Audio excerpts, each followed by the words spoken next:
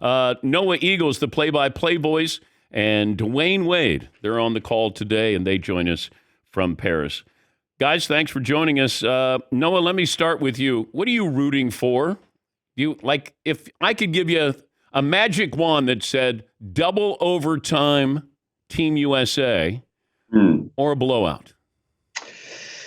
Well, excellent question. At first, I thought you were trying to set me up to get infinite Twitter hate of you hate my team for eternity. So I'm glad we weren't going that direction. But Okay. if I had to pick an outcome, buzzer-beating win always beats out blowout dub. So I would take a buzzer beater any day of the week. I don't care who it is because I'm supposed to be impartial, but that's just me telling you that, Dan, and we all know that. How much do you prepare, though, for fill time with stories? Dwyane, do you have stories that just in case Team USA is winning by 27?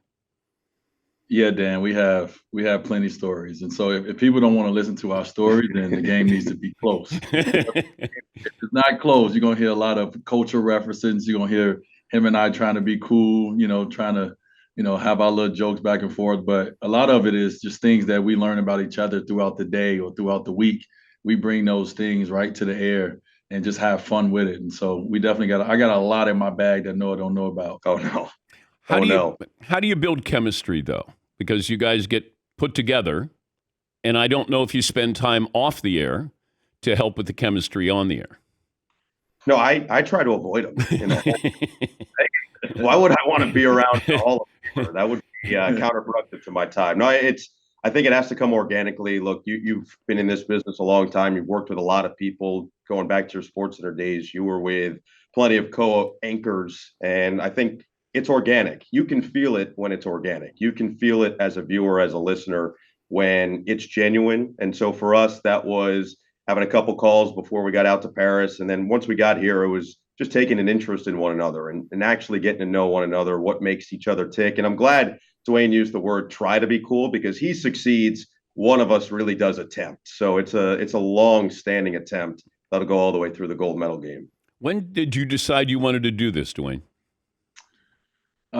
Throughout when I got the call a few months back, and as I said, like 2024 for me, I was just looking for the next challenge. When you get done playing a game of basketball, you're always trying to find that challenge. The golf course become a little bit too much of a challenge.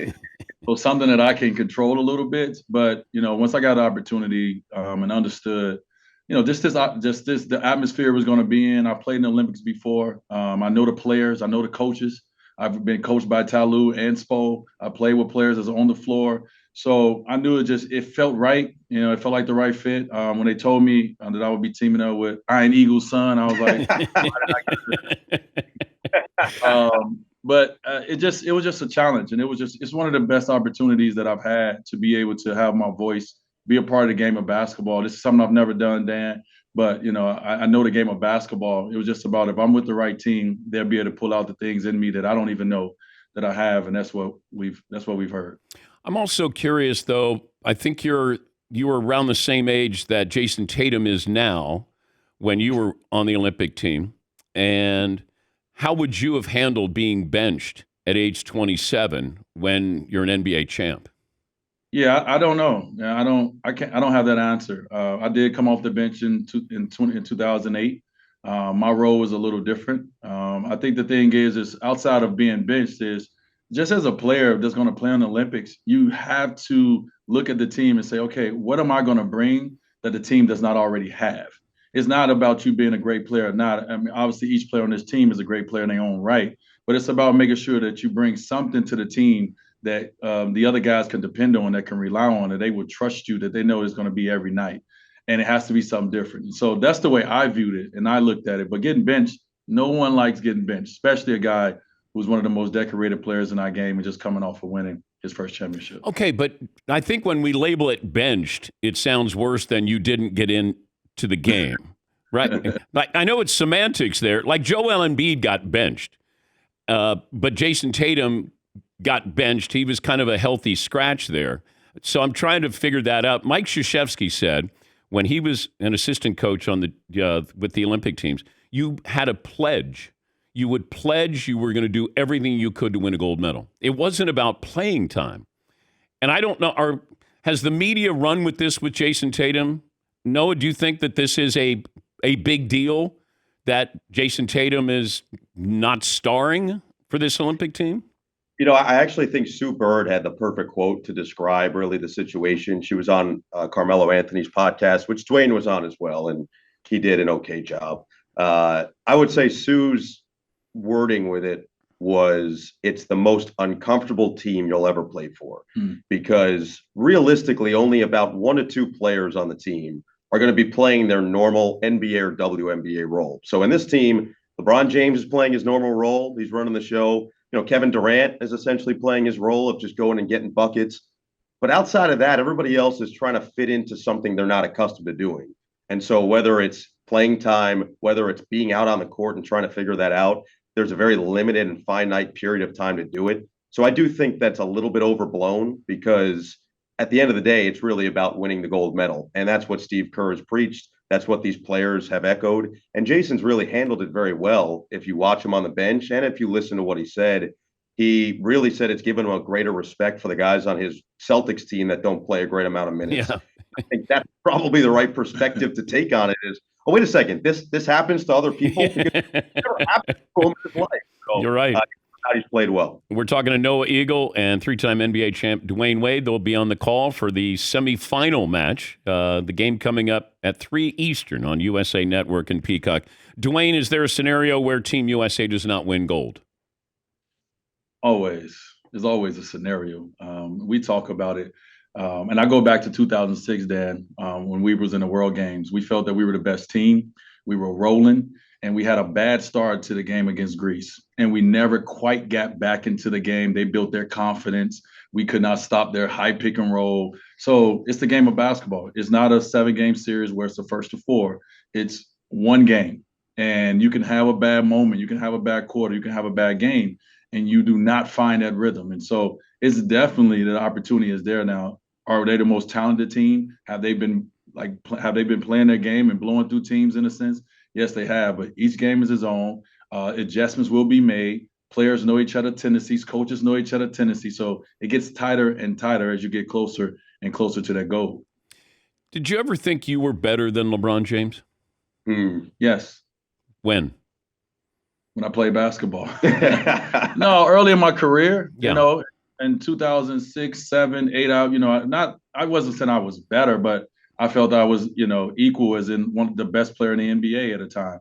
And it had nothing to do with LeBron or Kobe or Dwight, the guys who was up there. I just felt that I was the best. That's the only way you know who Dwyane Wade is, because of that crazy psycho mentality that I went out there with, that, hey, I'm the best on the court every night. Even though I could see a guy and I could look at him and say, he's pretty damn good and he's an equal, but he's not better than me because I have something that I feel that he doesn't have. I was actually directing the question to Noah, not you, Dwyane, so that's awkward. But second grade rec league NFL. You realized? Okay, all right. It was off the charts. They said, "How does this kid have a left hand already?" Unbelievable. What's the coolest thing you've done, seen, or person you've met in Paris during the games? Noah? Coolest thing that I've done, and I'm not even going to say this because he's sitting right here, but the other day after our second game, they were playing Empire State of Mind, Jay-Z, and they dropped the Dwyane Wade line, and I get to look at him and recite it back to him, looking in his eye. That's like a childhood dream right there. So I'll take that as my dub for sure. What about you, Dwyane? Well, for me, it's always getting a chance to meet the athletes, getting a chance to spend some time with Jordan Childs, Suni, getting a chance last night at the restaurant was at one of the track stars, one of the young track runners, Kendall, who's from Miami. She came in, her whole family, get a chance to impart some wisdom to her and their family. So for me, it's always a moment where I get to be a fan of the athletes because I know everything that they're going through mentally, physically, emotionally. And just to be able to be there, be a calm and be able to give them some words of wisdom, that's the best for me always. When did you find out you were going to have your name dropped in that song? You never find out. You either someone tells you that they heard it. You better, if you don't have a relationship with the artist, that may send it to you early. I found out I was in a nice location somewhere, having a good time. Yeah, undisclosed location. That wasn't obscure whatsoever. No, that doesn't lead to further questions. And I heard it, actually heard it, and I was like, wait, did I just hear my name? I went up to the DJ, I said, play that again. And they played it about 20 more times over and over again. So you don't know sometime unless you have that personal relationship with the artist. Could you get on the floor and give me 5 minutes later today? I give you 5 fouls. That was also for Noah. Why do you keep jumping in here? Come on, dude. You're selling me short, literally. Literally. I'm not being a good teammate right now. I'm sorry. Hey, you're doing a great job. Continue to have fun, and we'll be watching later today. Thank you. Appreciate it. Appreciate it, Dan. That's Dwyane Wade and Noah Eagle, 3-time NBA champ.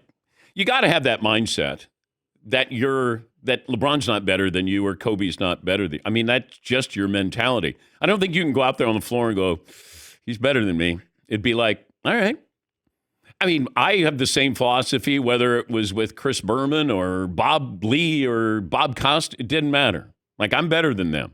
Whether I was or not, you have to have confidence in what you do. Even now with what we're doing, got to have confidence in what you're doing. And I certainly understand that.